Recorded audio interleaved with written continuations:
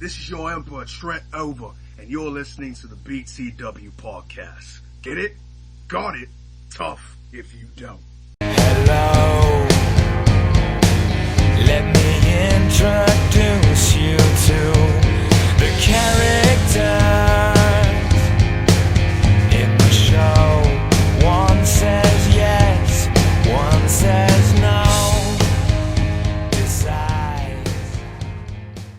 Welcome back to our weekly one-on-one interview, and this week we have the hardcore icon Will Wagner, Levolution superstar, and one of 4 men remaining in the returning Ironman Championship tournament. So, Will, how you feeling after your big win last week? Well, I'm not surprised. I knew from the start I was going to go in there and I was going to beat the living hell out of Shane, and I did that. No one should be surprised. I feel the same as I do every single week. So what gives you an edge? The 4 remaining men in the tournament, yourself, Josh Steinberg, the Irish Cena, and Abamali Mensah. You seem to be an intelligent man, a very smart man. So even though that, you know, the hardcore guys sometimes get the kind of the stereotype that maybe they're a little soft on the brain, you don't seem to be that way at all. So, analyzing the other 3 guys left in the Ironman title tournament, what advantages do you see that you have over the other 3 guys? I have every single advantage over them that there can possibly be. I am better than them in every single way, and there's absolutely no doubt about it. I'm not worried one bit about this. I know I'm going to go, and I'm going to beat whoever I face next, and then in the finals I'm going to beat them too, and I'll be the Ironman champion. Well, you certainly are not short on confidence, but let's try and put that aside for a moment. Which of the remaining 3 other men do you see as the biggest threat to you in the tournament? I'd probably say Steinberg. He seems to have he seems to have that it factor about him, but it doesn't really matter, honestly. I don't care about them. I just care about me and only me. Now, when you defend that Ironman championship, should you win it, you sound like you're confident that you're going to. What kind of experience do you have with Ironman matches in your career? Because obviously when you defend that title at the pay-per-views, it's going to have to be in an Ironman contest. So where's your confidence level as far as an Ironman match?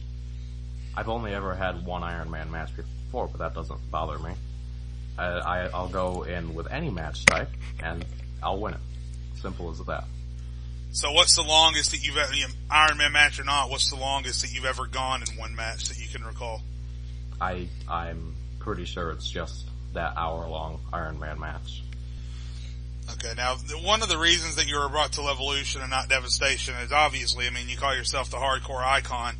Levolution is infamous for its over-the-top spots, its CZW-inspired ring antics, the weapons, the blood, the murder, the rape. There seems to be no ceiling on what Levolution is capable of. So I have a feeling eventually you're going to find yourself in the hardcore title hunt over there. So what do you think of Tony Blaze II bursting through that rich boy stereotype that he had and becoming the dangerous, for lack of a better word, dangerous man that he is now with the hardcore title over his shoulder? Tony Blaze, I don't know much about him. And actually, the only thing I know is that he is the hardcore champion. He seems to be a good hardcore champion, but I don't have any interest whatsoever in going after the hardcore champion. You don't? No, not at all. Okay, so what goals have you set for yourself on Levolution, if not the hardcore championship? Quite frankly, I just want to beat everybody. But the ultimate goal is cashing in my Gold Rush or Fire briefcase to become the one and only World Heavyweight Champion. So what is your strategy as far as, or have you even thought about what might be the perfect time to cash in that briefcase? Whenever I want to. Just trying to keep, because I know that it was successful for Christopher Andrews, who was the last man to successfully cash in the World Heavyweight Championship. But then you have Shane Black right before that, who tried to cash in a Gold Rush briefcase, and he lost. He did not win the championship. So, I mean, do you have any worries as to, if you can't tell me what the perfect time is, can you tell me what is not? Is there any time that you would not consider cashing in the briefcase, or do you just take it night to night? Is any night a possible night for you to cash in? Well, I suppose when the champion is expecting it is the worst time to cash in. So if I know he's waiting for me, there's no chance in hell I'm going to come out and cash in on him. So, and then what happens if you do cash in and lose? Is that something you've even considered? It's not something I've ever thought about. The second I won the briefcase, I've known that I'll be the World Heavyweight Champion.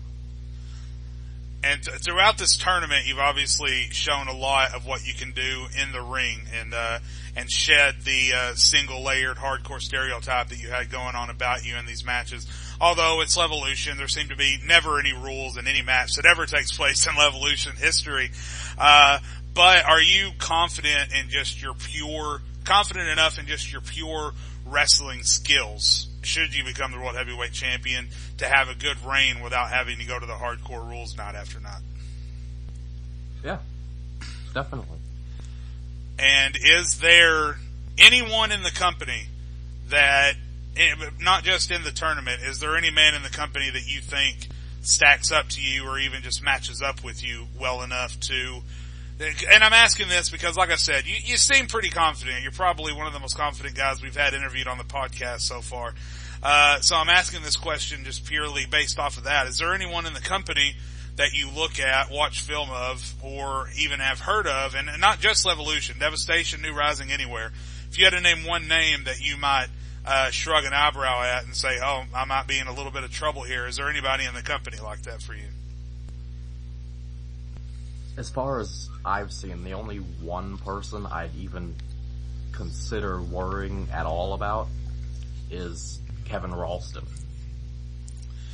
Yeah, we just had Kevin Ralston on last week actually, and he's got just as much confidence as you do. And his ruthlessness is something that a lot of people talk about too. So where would you, if someone were to ask you, and it may sound like an ignorant question, and I know that you would point that out if it was, but if someone were to ask you just how ruthless are you in the ring, how ruthless would you describe yourself in or out of the ring, actually? I will do anything it takes. I have thrown somebody into a flaming car before just to win a match. It doesn't matter. If I have to chainsaw somebody's head off, clean off their body, I'll do it. And that's probably how you ended up being a Brent Booker guy, but are you one of those guys that has any sort of brand loyalty, or would you go to Devastation tomorrow if it meant you being able to beat the hell out of everybody, or do you really consider Levolution your home? I'll go wherever I need to go. If staying on Levolution is the best career decision for me, I'll stay. If I feel I need to go to Devastation to take care of some business, I'll go. Now, how many companies have you wrestled in your career? Can you name them all off the top of your head? I can name a few. HCWL, EWO, MWA, TJW, CCWCW, HWA. That's really all I can think of right now. And which one of those places was the place that you had the realization, hey, I'm really good at this, maybe I should make this my career? TJW. That's where I won my first title and my first world title, and from that point on I realized I'm going to be the biggest star that this world has ever seen. So what brought you to BTW when you did decide to bring your talents here? I had a friend suggest to me that I come to BTW and see how many of the people I can actually beat. So going off of that, where does the competition level in BTW stack up to some of the other places that you've been with the higher competition levels? BTW has a little more than the other companies do, but in the same sense, most of the guys I'm in the other companies with are in BTW. So it's almost the same. Yeah, there's a lot of, there's a cobweb system going on with the E-Feds, and BTW's only been around for a little over a year, but it seems like more and more guys are filtering in and funneling in from other companies. So what guys currently in BTW have you had experiences with in past companies? The most experience I've had with somebody is David Shirai. Him and I have faced numerous times just over the past year alone. But there's also been Jade and Chris Speary. Those are just the guys I can name off the top of my head. I'm sure there's a few more. Oh, there's also Big T, who I've recently been destroying over the past 3 or 4 months. Yeah, now it's interesting that you brought up Dave Shirai because he was supposed to be my guest this week. He got stuck in travel and was not able to get here and talk to me, but I do appreciate you coming in. The other interesting thing that you bring up, Dave Shirai, is he holds the other Gold Rush briefcase. It's not a Gold Rush Fired briefcase, but it is a Gold Rush briefcase, for the BTW championship. So Jackson Ellis and in the future possibly Spike have to have their eyes over their shoulders looking at Shirai. So which one of you do you think is more likely to cash in first? Probably him, because I'm just waiting for the right moment. And he's stupid enough to cash in when he feels like he wants to, not when he feels like he needs to. He'll just go out there willy-nilly and cash in before a match even starts, because he doesn't think things through. Are there certain matches that you, even if they're not currently scheduled or something like that, like even if it's not in the foreseeable future, are there possible matches that you look at happening and really look forward to it, such as if you and Shirai were to cash in at the same time and hold your titles at the same time, Primetime comes back, has been known to have champion versus champion matches. Is that a kind of match that you would note on your calendar and work extra hard for, or are you the kind of guy where every match is the same as the last match you wrestled? Every match is the same match as I will ever wrestle. So you're the kind of guy whose career basically starts over every night that you go out there. Yeah. Okay, so what are your, I mean, has that been successful? What are some of your biggest achievements, not just in BTW, but in your career so far? Well, I've done basically everything that there is to do, except win a Rumble. I've never won a Superstar of the Year award, but that doesn't really faze me too much. I'd say the biggest accomplishment I've ever had is finally winning the Grand Slam in HCWL, even though I've held 20 or so titles there total. And in BTW, what has been your judgment? You've only been here for under a year, I believe. Well, months. Couple months. What has been your overall judgment of the matches, the talent? What in your time in BTW, what stars have stuck out to you, and what matches have stuck out to you on any brand? Any match between any member of the Four Horsemen versus any member of the Anomalies, really. Those are the best matches I've seen in, really, any of my matches. Have you ever been involved in any kind of faction like the Horsemen or the Anomalies? Not really. I'm more of a loner. Yeah, I gotta be honest. That's why I asked. I didn't really see you working out well, but are there any guys currently in BTW that you could see yourself, not really partnering, but kind of getting into a business relationship with, if it came to that? Is there anybody in BTW or a number of guys that you could see yourself, cohesively working with if you had a common goal to reach? Though I don't agree with how he carries himself in this company, I'd say Jay Blaze, because him and I have experience together before. Okay, well, leading off here with our final group of questions that I really ask anybody that comes on the show. What are your ultimate goals? Like, if you marked on a calendar and you knew when your last day in BTW was going to be, what would you set out to do before that date on the calendar circled back around? Well, I'd hope that would mark me being any kind of champion for at least a year, which I really love doing, beating everybody 365 days a year, it's wonderful. Yeah, that sounds fun. Yeah.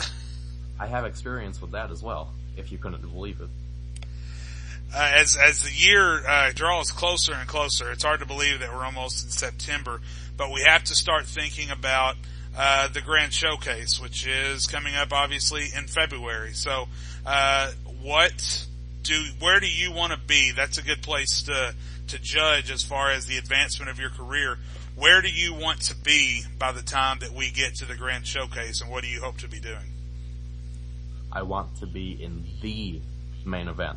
I don't want to be in one of the main events. I don't want to be in the opener or the mid-card or on the pre-show. I want to be in the main event, and it doesn't matter who it's against. Then what are you willing to do to make that happen? Everything. Well, man, it's been a really insightful interview. It really has. You're one of the newer guys in BTW, but you're jumping up the ladder very quickly. So it was really good to get to know you a little better and really expose you as a public face in BTW. So I appreciate you coming on last minute, man. As I do with everybody that comes on the show, I will give you the floor. If you have any final thoughts for BTW, the superstars or the fans, the owners or the bookers, now is the time to get it all out. Anybody that I have to face in any kind of moment, anytime soon or in the future, be prepared for the worst beating you've ever had in your entire life. The hardcore icon, Will Wagner from Levolution. Will, good luck in the tournament, the remainder of the tournament, and good luck at everything else you do over there on Levolution. Have a good career, man. We'll talk to you soon. Thanks for having me. This is the one and only Jason Masterson, and you're tuned in to the BTW Podcast. Wow!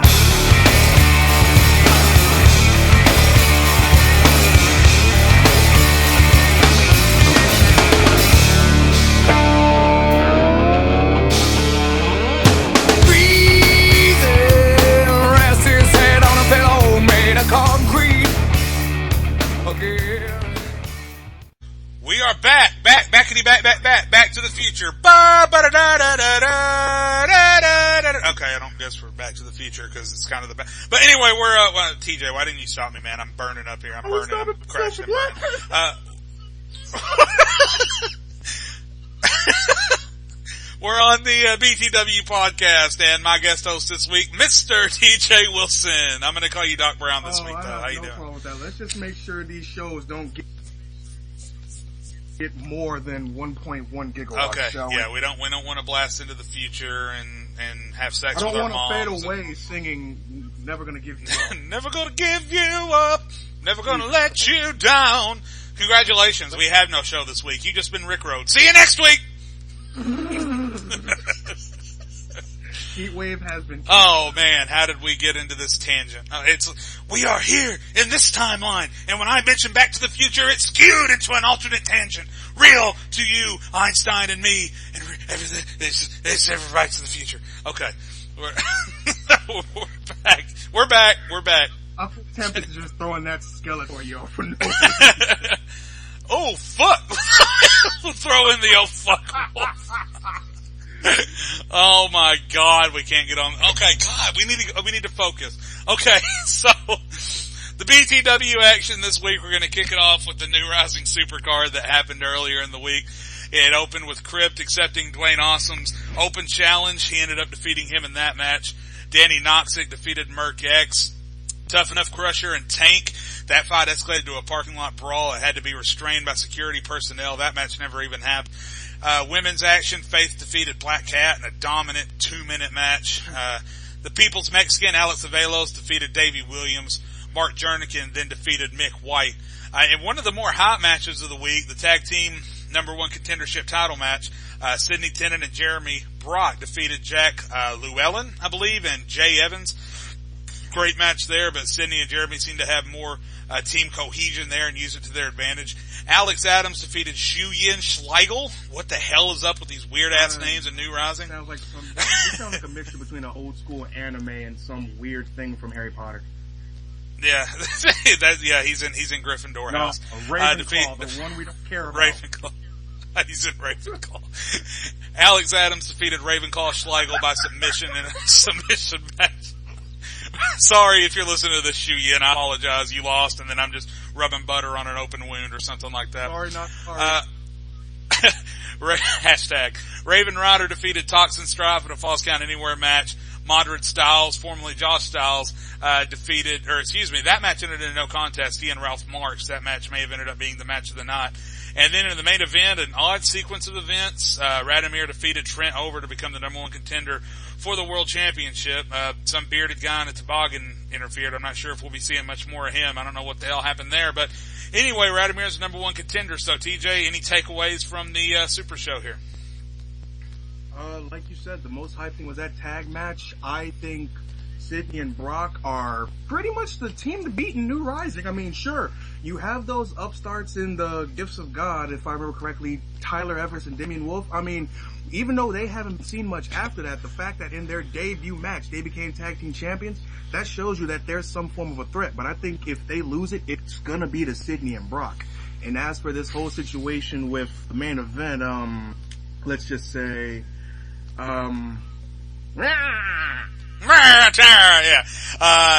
was really good to see a lot of women action on the card. That's been something that's been missing.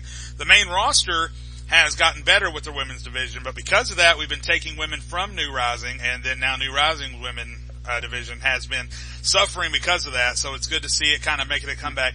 There's just, to be honest, there's a lot of names on this card that I'm not 100% familiar with. There seems to be, with the changeover, with the changing of the guard and New Rising, as it were, with the changer and booking and general manager and all the changes, and New Rising changes all the time. I think it'll be good if we can somehow get a regular position of power in there, or get a regular guy in that position of power. We need some stability in New Rising, I think, is what it's missing. And I think that's one of the reasons the show kind of came out as kind of a mess to watch. You know, it was kind of confusing to watch at times. You didn't really know what was going on. Overall, go ahead. All this hype, and you have all this amazing talent, regardless if it's the women or the men or the tag team division. You have all this hype. And I'm not saying, like, the matches were lackluster, but, like, me personally, talent like that, it deserved better.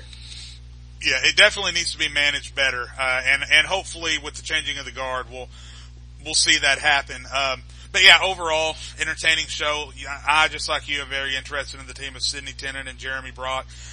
We'll see how Radomir does in the main event. We'll see how the women's division continues to build, but we'll go to the main roster. We finally had Levolution return to the air this week. It was good to see it back, and in one of the more hardcore matches we've seen in a while, Carson Callahan and Christopher Andrews went all over the arena, beat the complete hell out of each other, and then it ended with Carson Callahan defeating Andrews, lighting him on fire in the back of a truck. Later, security personnel went back to try and recover the body of Andrews, and it was not there. So some strange events happening between Carson and Andrews there. Yeah, while we're on the subject of that, I couldn't help but think when I read about that, I'm like, a part of me thinks this is karma after the whole thing with Kevin Green, but that's just my opinion.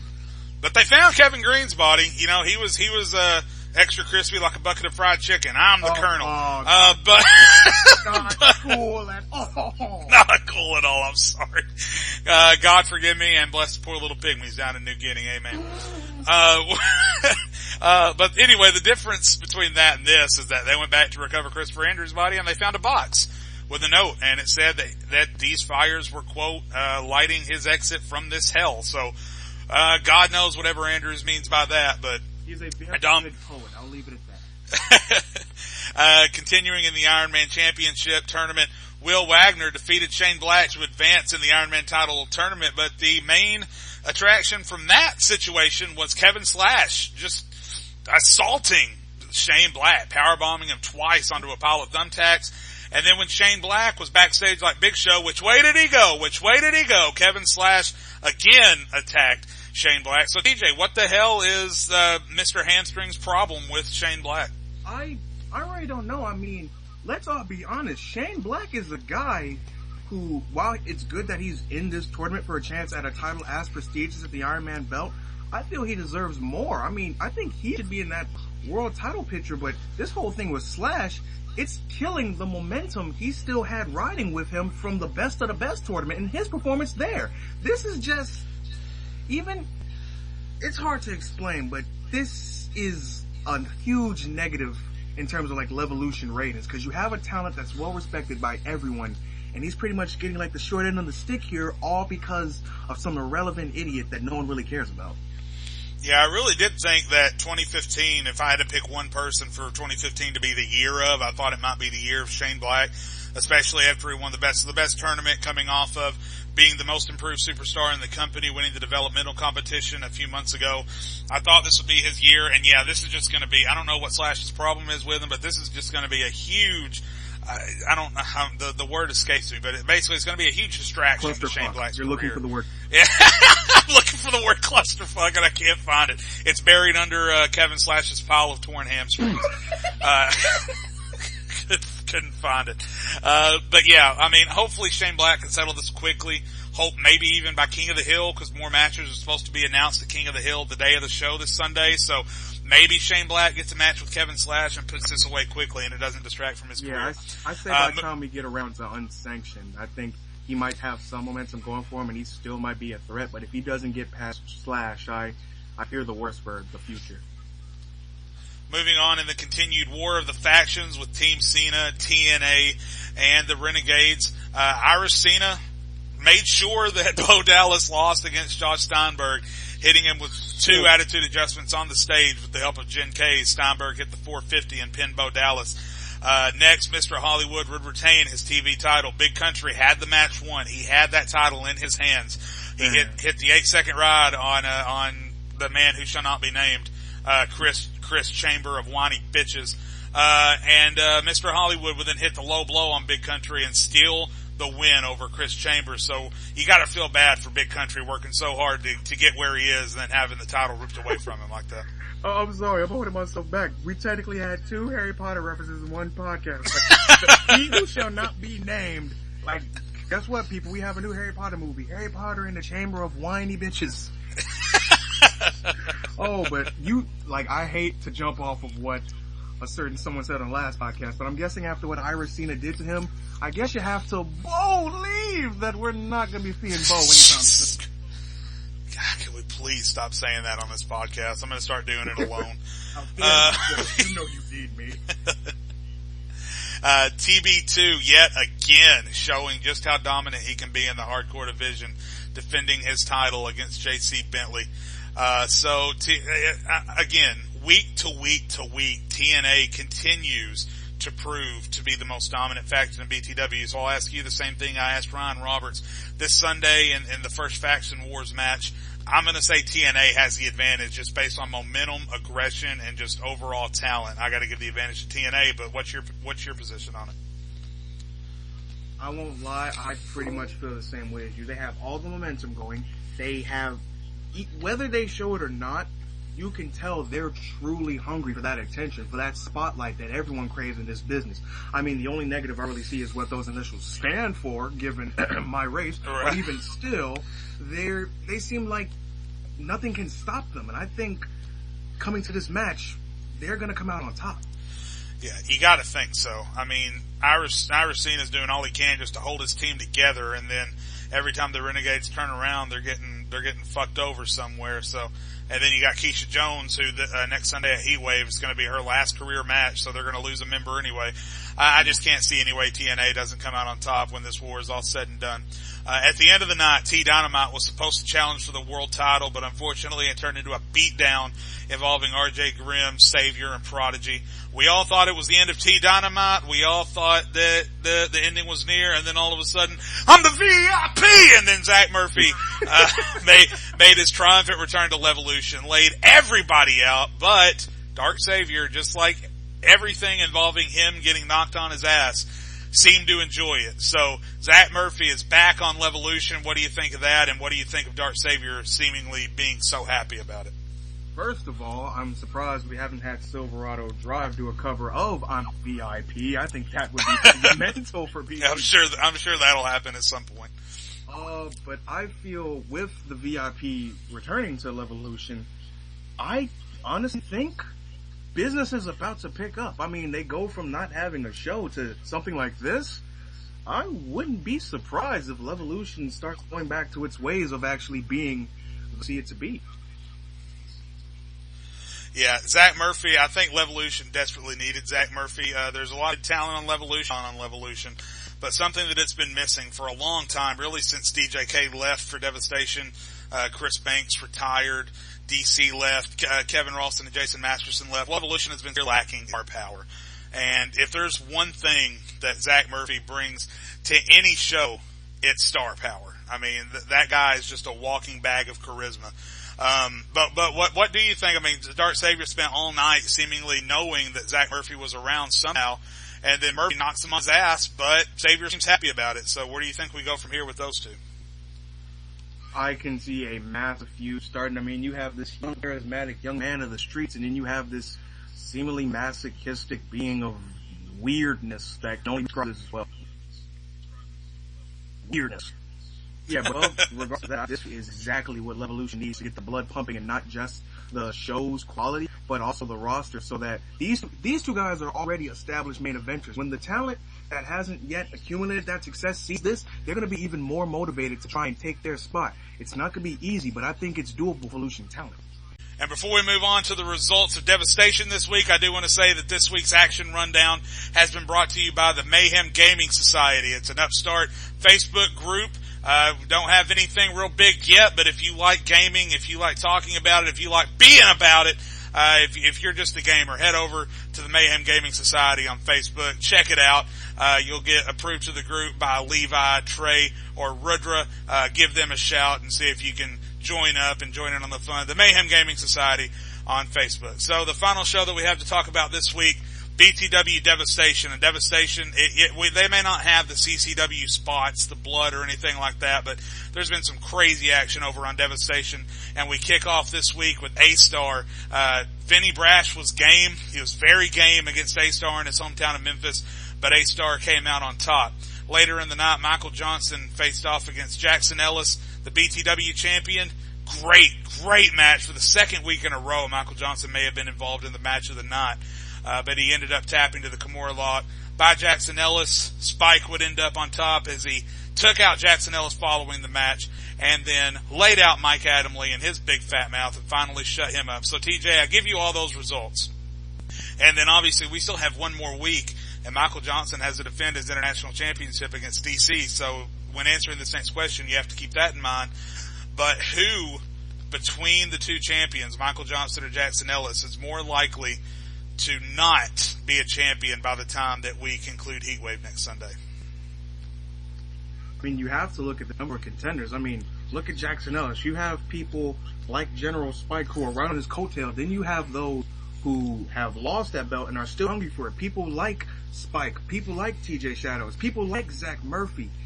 You have to worry about all those contenders, but then look at Jackson Ellis. He's been reinvigorated by that title. This was a title that, no disrespect to any previous champion, didn't really mean much in like the ire of the other titles such as the internet title, but Michael Johnson has literally made that title be just as important, if not slightly more so, than the World Championship. I mean, look at his contenders. You have people like DC ZIM-ZAM champs. You have A-Star. You even have the new rising champion Trent Over giving him a run for his money the previous week. I honestly think after Heatwave, Jackson Ellis may have to realize he's going to get X'd from being world champion. So let's talk about this coming week, though, with Michael Jackson. I mean, I agree with you. I think Spike is a little more dangerous to Jackson Ellis than A-Star, even though A-Star has a lot of momentum right now, than is to Michael Johnson. But you also have to think about Michael Johnson has to face DC ZIM-ZAM a week after facing Jackson Ellis, 2 weeks after facing Kevin Ralston. Michael Johnson may be on the single longest trend of huge BTW superstars one-on-one. I mean, you think next week he's going to end up going against Jason Masterson or something. So, I mean, can Michael Johnson withstand this barrage of superstars and then still go to Heatwave and have enough left in the tank to defeat A-Star? I think even win or lose, the fact that he's proving that he can stand the test of times with these people, or all the momentum he needs and all the motivation he needs to show to people, whether win or lose, he matters here. I mean, it's like you said, next week we could see him going against Jason Masterson. After that, another match with Ralston. Week after that, Ellis. Week after that, Shadows. All I know is that sooner or later, hell, I'm going to go as far as saying this. By time 2015 is done, you will see Michael Johnson's name in number one tenders bracket for the title. Yeah, I gotta say, Spike showed a lot. I say that, but Jackson Ellis was really already worn down from his match. That was a grueling match between Ellis and Johnson. And then Spike kind of just picked up the scraps there at the end. And then, of course, with everything Ellis has done, I'm pretty sure I can speak for everyone when I say he deserved it. Yeah, he deserved everything he got, as did Mike Adamle. I'm not saying that at all. But what I'm saying is... Shut up. Do what? Thank God Adamle. Oh. God, he deserved. Yeah, for sure. I hear there's an opening for the commentating team. Maybe I could rush in there. Wink, wink. Yeah, maybe Kid Tail could just get him to shut his mouth for once. He didn't have to worry about getting popped.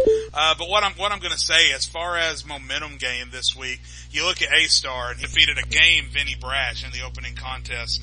And then Michael Johnson lost to Jackson Ellis. Jackson Ellis then got his ass handed to him by Spike, but Spike had to take advantage of him when he wasn't exactly at 100%. So I'm saying it's hard to know with all of these men and who has the advantage. And then you have to think about DC ZIM-ZAM stuck in the middle going for the international championship this coming week. So there's a lot going on here that we have to consider. By the time we get to Heatwave, we may still have more questions than answers.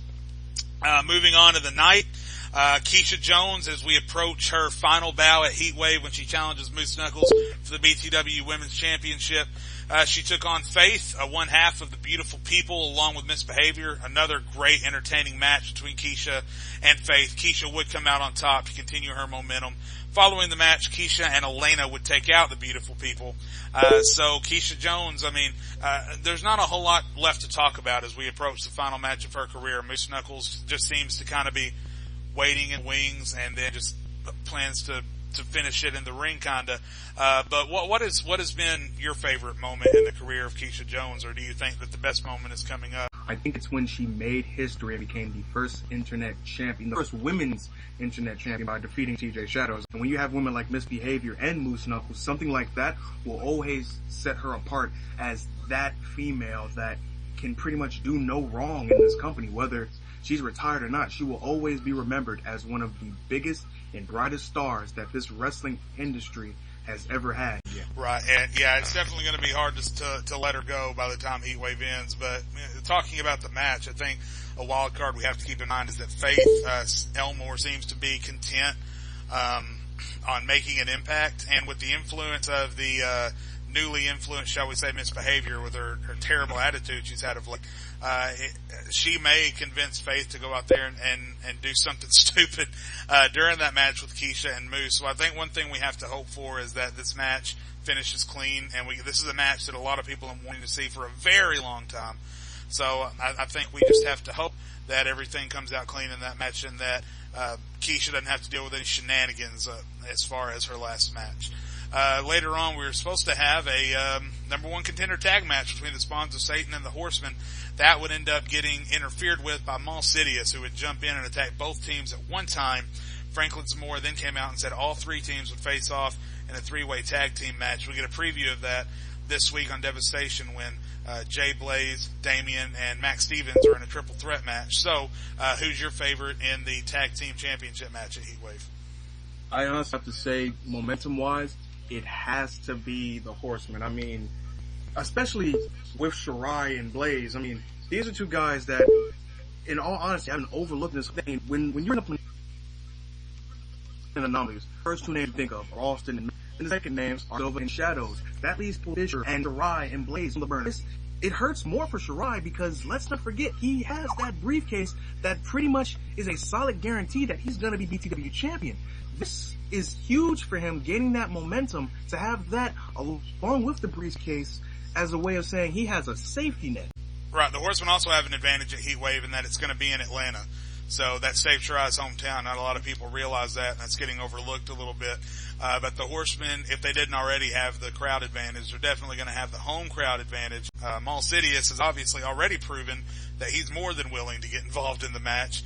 And then Max Stevens and Vinny Brash are alone as well. So really, just in pure numbers, I think I couldn't argue with picking the Spawns of Satan to walk out as the tag team champions in Atlanta. I hope it doesn't happen. I don't want to see what they're going to turn BTW into if those freaks hold gold, but I think it's definitely possible that it could happen. Later on in the night, more Horsemen and Anomaly news. Jason Silva came out and, damn it, if that kid isn't all guts, he came out and threatened to fight the Anomalies alone, all three of them. The Anomalies were about to take him up on that offer. Masterson then returned, apparently was not as injured as he was letting on. A little bit of mind games, and turnabout's fair play with Kevin Ralston there. He came back, and then Silva and Masterson decimated Shadows and Ralston in the ring. So, 1 point for the Horsemen in this continued war between the two Yeah, factions. and this is plenty of momentum. And as we just stated, this is big for Silva. Like, a win would set him up there as a guy who can stay in the main event, not have to rely on like the coattails of Masterson. To have the name of the machine, he has more balls than a Chuck E. Cheese ball pit. Seriously. Right. Just my God. We need him on the front line. Because God knows if he actually knew Jason Masterson was waiting in the wings, but anything could have happened. Masterson could have actually been injured. It was still 3-on-2, even with Masterson coming out. So Silva is definitely showing a lot of incentive. Following that, it was made official: Silva versus Shadows at Heatwave, another great match added to the card. So I'm really looking forward to that match. What are you looking forward to as it pertains to what we're actually going to see within that match? Within that match, like, I'll be honest with you. If Silva wins, he has a boatload of momentum, and I mean boatload. Let's be honest here. Everyone can say what they want about Shadows, but at the end of the day, there are two things that are proven. He is skilled in that ring, and he has intelligence to back it up. He will make it seem like he's not caring about this, but something tells me he knows he could just as well move up back in those standings for the BTW title with a win over Silva. So I see this as just a match for momentum and to be a prelude to what's to come with Ralston and Masterson. Another thing people forget, and I know that Kevin Ralston is tired of hearing this, but you talk about the two matches with Silva and Shadows, and then Masterson and Ralston, and then you ask yourself, and you might not think about this until you actually ask it to yourself, which one of these matches is a matchup of two former world champions? Exactly. It's not Masterson and Ralston. It is Silva and Shadows. Silva was a junior heavyweight champion. He won that on the night he debuted in Levolution. TJ Shadows held that BTW championship that has eluded Ralston his entire career. So, when you think about it, which one is really the primetime matchup here? And not just that, one big thing that you can get from that, think about it. The Horsemen have alluded to it multiple times. The tension between Ralston and Shadows as whose leadership. Ralston is right when he says Shadows honestly might not be anything without Ralston and the Anomalies, but one thing Shadows will always have over Ralston's head is that he was BTW champion and Ralston was not. So that match I'm actually looking forward to just as much as I am Masterson and Ralston. It's got a lot of hype, a lot of last minute hype as we call it in the business. This has not been a thing for very long. A lot of last minute hype between these two, but it's definitely It's not something. It's like one of those things that just sneaks in there and steals the spotlight. Yeah, and it definitely could. Once again, DC on Devastation tried to talk Mike Moore into leaving Lucius Freeman. He's trying to convince him, I brought you here. I knew you had the talent. You don't need this guy. You don't need him. Mike Moore is not listening, and I think one of the reasons Mike Moore isn't listening is because Lucius Freeman is standing behind him with his fingers in his ears.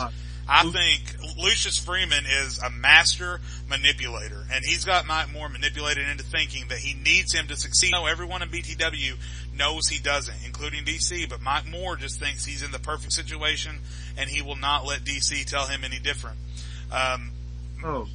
Lucius Freeman. It's funny how you bring up Lucius Freeman, and just a couple minutes ago we brought up Skeletor. As old as this man looks like he's less capable of protecting the career of Mike Moore and trying to influence it, and looks more so like he has a lifetime supply of Jerry curl or something like that, or Afro. Yeah, his face does look kind of like a map of New York that's been through a fire.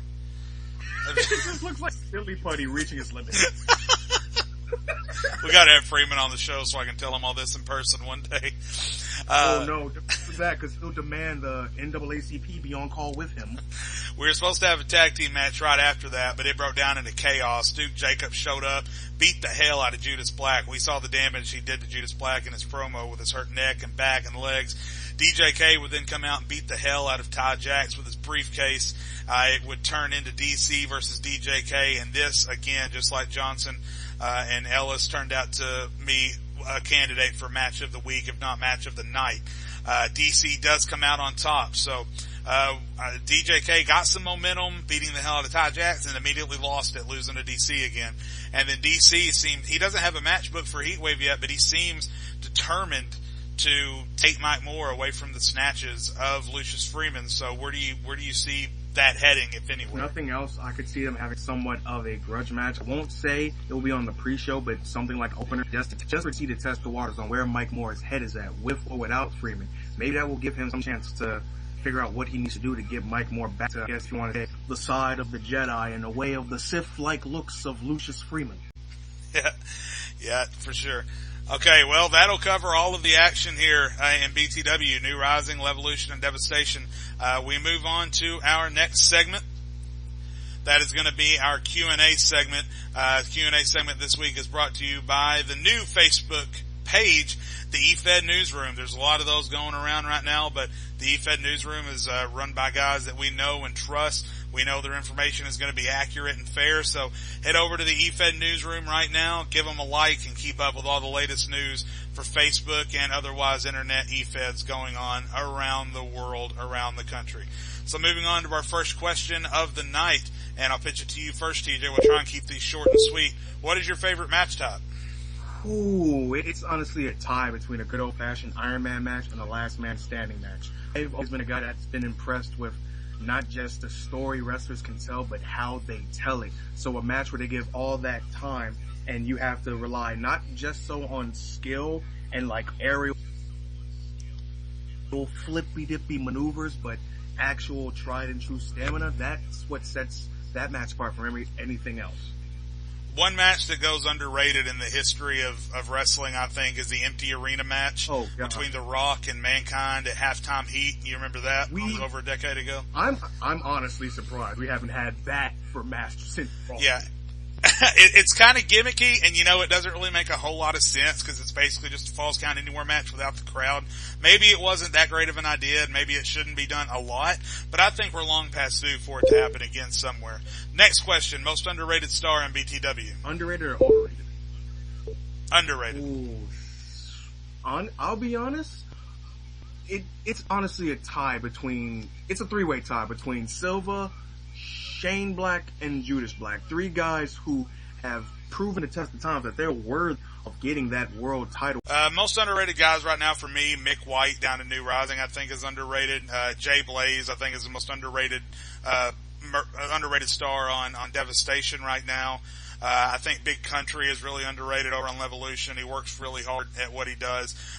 In BTW history, as far as underrated stars, I think Big T is up there. I think Kit Von Eichenberg, even though he's a Hall of Famer, I think he's up there. Even as a Hall of Famer, he's still one of the most underrated stars we've ever had. He's one of the best we've ever had. So there's a long list there. Trick question, Canadian bacon or ham? Oh God! We're not getting into that debate. What, you don't want a 15-minute blooper reel of you talking about Canada? We could easily do that. It wouldn't be about bacon. It'd be how. I'll put it like this: when you ask yourself why is Rawson that good, you have to think he's probably playing hockey, guzzling maple syrup, and practicing sharpshooters on innocent mooses. I gotta say the one thing I love about Canada is their bacon. It's the only kind of pizza I eat is Canadian bacon. And taco pizza, actually, is, I eat that a lot so too. Bad. Next question, which BTW team up that we have not seen yet would you mark out to see? I'm probably gonna get some heat for this, especially from the guys I say, but I honestly want Rawson and Masterson. The fact that they hate each other be some counteracting elements, but the fact that they know each other as well as they do, it'd be another setup of like Benoit and Jericho, two guys who you would never imagine get together because of their respective egos, but their move styles are like so similar. They intermingled right. If this match at Heatwave dissolves any hatred for them, I would love to see them at least run for the tag team titles, even if it's just a one-shot thing for the fans. Who's Chris Benoit? Yeah,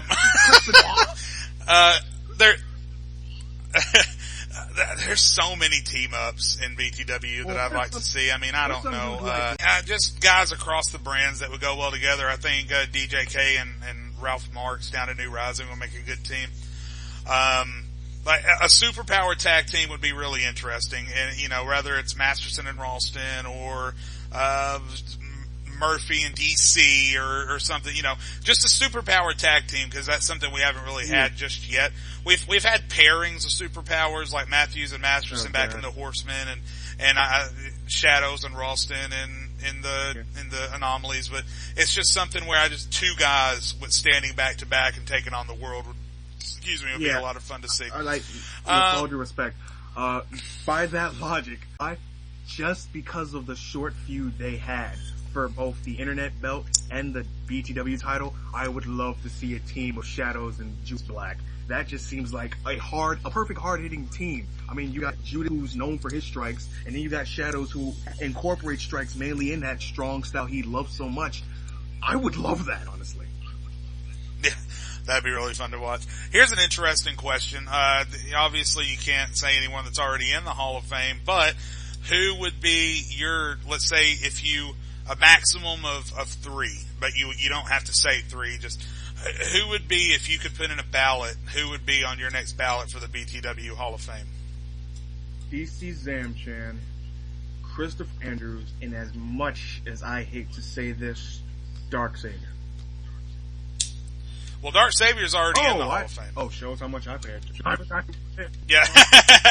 Savior's Hall of Famer.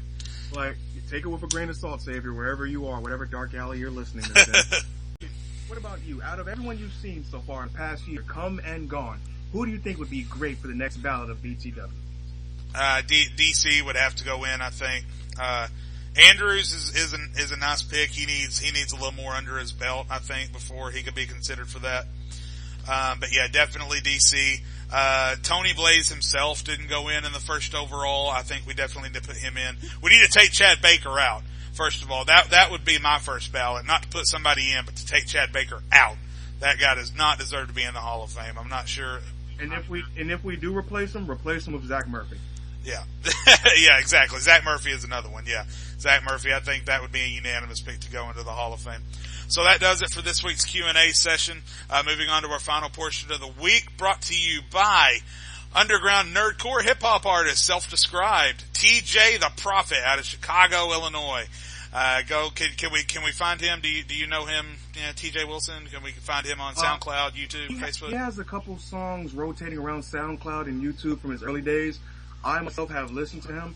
He's a guy who's best described as, he's not really trying to make it. He's just doing it for the love of hip-hop. And honestly, he's pretty good. Yeah, and as a musician, even if you're not trying to make it, it feels good just knowing people are paying attention to your stuff. So go and check that out. So, TJ, I'm going to toss it to you. Who put on the best performance this week and stood out as your match of the week this week? Oh, God. Without a doubt, that honestly has, oh, Jesus Christ. I thought I had it. And then that whole kerfuffle with the Hall of Fame just threw me for a loop. Oh, there's that Bill Cosby accent going again. Get the banana pudding with the raping and the medicine and the chocolate milk. And then I put the medicine in the chocolate milk, and then I did the ZIM-ZAM to the naughty parts. Oh, Jesus Christ. That's it. That's gonna be the title of this episode. ZIM-ZAM and the naughty parts. That's it, Joe. Matter of fact, that's the newest tag team. ZIM-ZAM and naughty parts. Oh, God. In all seriousness, I think pretty much the star, if I would put it like this, the superstar of the week would probably have to be Jason Masterson and Jason Silva, just from their cohesive unit with or without the Horsemen. But what they prove is that they can play the part of manipulating people. I mean, it's more like under the belt of Ralston and Shadows to like manipulate people to make them think what they want. But with Masterson and Silva, they did it in a way where the fans didn't hate them. They adored them even more because it showed what they're willing to do to prove that the Anomalies are a force that needs to be erased from history. Yeah, my vote for match of the week this week was for, once again, Michael Johnson this week against Jackson Ellis. Superstar of the week would be the returning Zach Murphy. I don't think you can argue that. No, not at all. You can't argue with the VIP. So TJ, it's been great to have you on the show, buddy. We got a huge week coming up in BTW. King of the Hill this Sunday, the Go Home Heatwave Devastation show this Monday, and then Heatwave a week from Sunday. I heard you say that. Heatwave is what happens when Keisha Jones drops her wig in the fire. You're just making a whole bunch of racial comments. That's not racial. That was just funny. I don't care who you are, what you do for a living. Yeah. That was funny. Matter of fact, spoiler for next week's sponsor, Heatweave, sponsored by Big Time Wrestling. Heatweaves. So, TJ, anything we missed, anything we left out, or anything else that you would like to say before we head out? I'll be honest with this much. Because of the last card with New Rising, of course, people are starting to look back down on it. But rest assured, when I say pay attention to the next month of action of New Rising. I mean, sure, we spoke about Radomir, but one thing I just looked up and remembered, it wasn't that he's not the only number one contender. Ralph Marks is also set to get a future shot at the Emperor Trent over. I wouldn't be surprised if we see a triple threat match between them. And I think with their momentum, Trent's not gonna retain that title for very long. I mean, we all knew he had it under lock and key when he had his little stable, the Dynasty, but look at where they've gone. Chris Fury is nowhere to be found. That freak who keeps showing his abs, I'm not gonna butcher his name. Jesus Christ. A bobbly bit saw with the jello pudding. Don't forget about their gladiator. You know what? Next week the show is going to be hosted by Bill Cosby, and Christopher Walken. Christopher Walken, Heatwave was fantastic. Christopher Walken says BTW is the shiznit. Oh, you said shiznit. That's it. We're getting Snoop Dogg or Snoop Lion to hold. Cause you know we gotta do it for the children, baby. Ladies and gentlemen, for TJ Wilson and Bill Cosby and Snoop Dogg and Christopher Walken, I'm Jade Lowe, and I'll see you right here next week with all new guests for the BTW podcast. You guys have a good night.